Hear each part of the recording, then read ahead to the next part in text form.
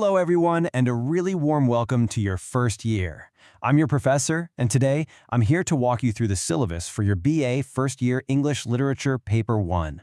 My goal is pretty simple. I want to turn this document into a clear and, hopefully, exciting roadmap for you. That way, you'll know exactly what your journey is going to look like this year. So, let's just dive right in.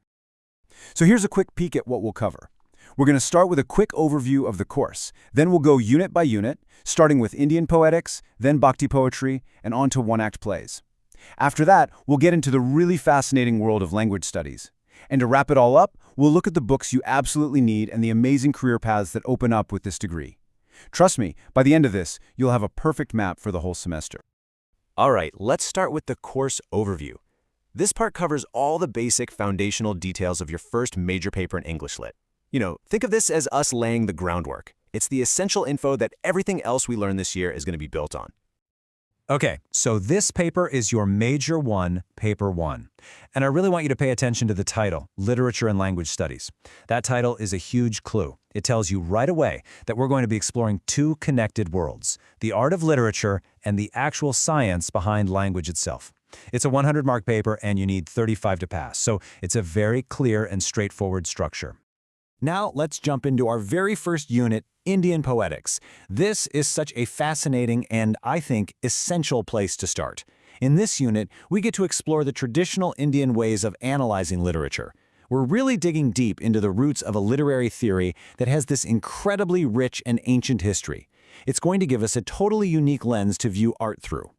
Unit 1 is broken down really nicely into two parts. In Part A, we'll cover the fundamentals of Indian poetics.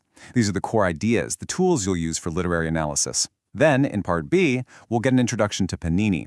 Now, this guy was an absolute giant, a pioneer in grammar whose work shaped how people study language for centuries. It's a really great mix of literary theory and linguistic history. Now, these words might look new to you, but they are the absolute heart of Indian literary analysis. Think of Alamkar as the beautiful decorations in a poem, the figures of speech. Rithi is its unique style. And Dhwani, that's the subtle, suggested meaning that you feel long after you've read the words. These aren't just terms to memorize. They are powerful tools we're going to use to unlock the deepest layers of classical texts. And that leads us perfectly into Unit 2, Bhakti poetry. See, after we learn the theory in Unit 1, we immediately get to put it to work.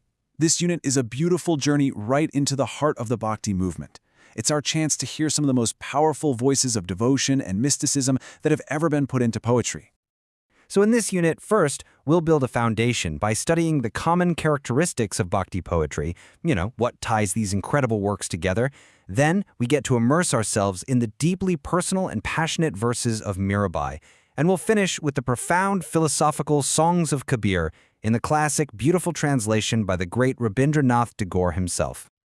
Okay, let's move on to Unit 3, where we're going to make a big shift from the world of poetry right onto the stage. This unit is all about the intense, powerful world of one-act plays. What's so brilliant about these short plays is that they can pack a huge emotional punch and some really sharp social commentary into a very tight package. We'll be studying two absolute gems of this form. First up is Norman MacKinnell's The Bishop's Candlesticks, which is an unforgettable story about compassion, morality, and the possibility of redemption. And second, we have J.M. Singh's Riders to the Sea, which is this incredibly powerful tragedy about a family's fight against fate and nature.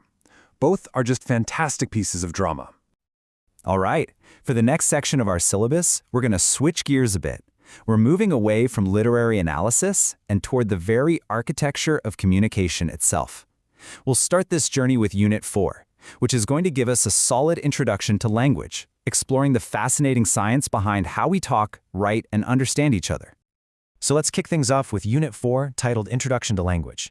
This is where we get to ask some really big questions. We use language every single second of our lives, but what is it really? This unit is all about breaking down its fundamental principles and functions. It'll give you a whole new appreciation for this amazing human ability. We're going to tackle three core topics here. We'll start by pinning down a formal definition of language.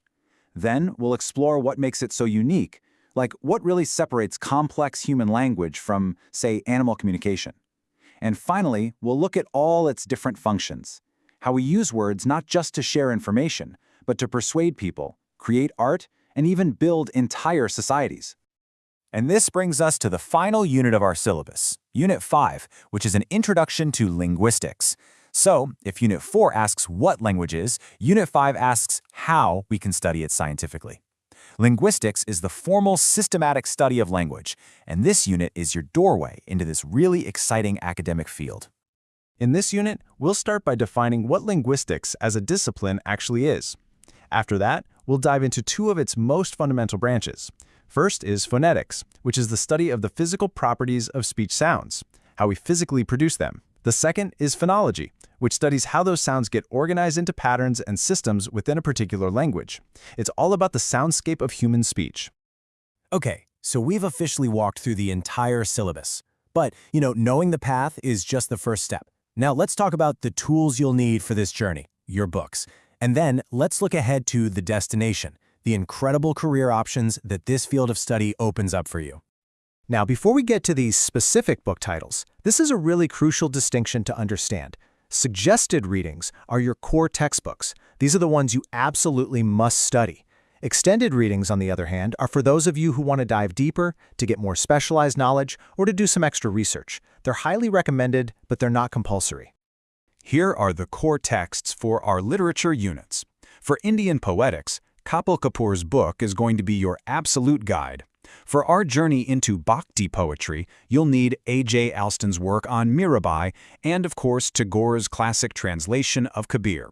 And for our drama unit, you'll naturally need the texts of the two plays themselves.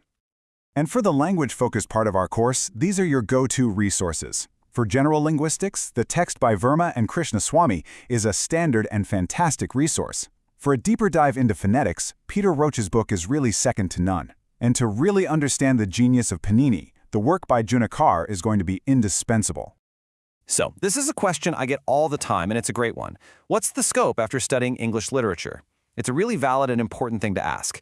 But I want you to know that studying literature is about so much more than just reading stories. It's about mastering critical thinking, clear communication, and deep analysis. And those are skills that are in high demand absolutely everywhere. And here's your answer. The opportunities are just vast and genuinely exciting. Of course, you've got teaching and academia, but you can also excel in journalism, media, content writing, and editing. Your analytical skills are a huge asset for civil service exams. Publishing houses, public relations, advertising, translation, the list goes on and on. So please remember, you're not just studying a subject. You are preparing for a whole range of incredible careers. I wish you all the very best for this academic year. Happy Kavyamala channel को subscribe करें और ऐसे और शैक्षणिक video देखें।